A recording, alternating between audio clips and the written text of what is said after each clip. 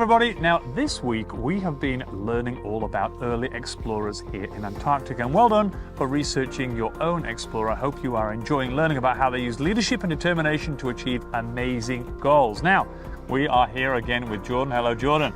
Hello Gavin. Now this week we're talking all about color, but before we do, take a look over my shoulder. You'll see a cliff face. On that cliff face there are some birds. They are black and white. These birds are called shags. Now, these birds nest up in the cliffs here, and when they do that, they eat food and they poo. That's right, they poo onto the cliffs. That poo acts as a fertilizer that helps mosses and small plants grow. But as you can see, it also changes the color of these cliffs. Now, Jordan, when we're doing art, when we're creating pictures and visuals and being creative, we can use different colors to depict emotions, emotional responses. Behind me there's oranges and yellows and these bright colors. How can we use bright colors to change the mood of our art? Well, colors are a big part of how we perceive or see the world. And with that specifically, the colors that you choose in various compositions can really help you understand and get a mood or emotion across. Like a lot of people say that when someone's angry, they see red. Well, if you use a lot of red in a composition, it's going to make people think of anger or frustration. And oranges and yellows are often used on bright sunny days. By comparison, greens are used for green growing things. So a yellow-green or yellow mixed with green will make that color seem more vibrant. So it's really good for things like grasses.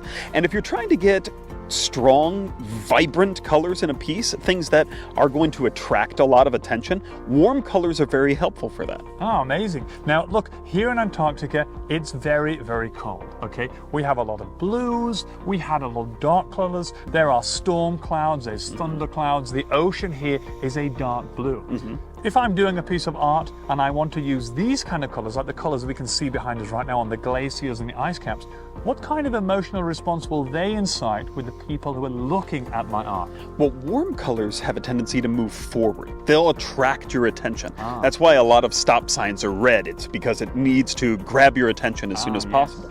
But cool colors like dark greens or blues or violets have a tendency to recede or to go back into space. So those are really good for compositions where we want to see something that is colder or further away or disconnected or not something that we want to make a part of us.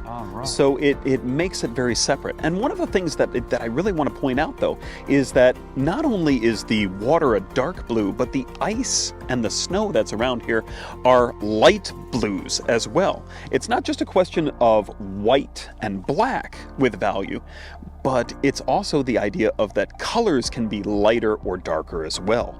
So you can use lighter versions of the same colors and get the same emotion. Amazing. Now this week we have got a creative job for you to do. We want you to try to depict these emotions using a variety of colors, as Jordan has just discussed. Jordan, what are we going to be doing this week to put these emotional colors into practice? So this is really cool. We're going to be using both warm and cool colors in two different compositions. Now, a composition is when you create a piece of artwork. Okay. And a special type of artwork where we use two types of compositions is called a diptych. A diptych? Yes, it's two pieces that are side by side, right against one another.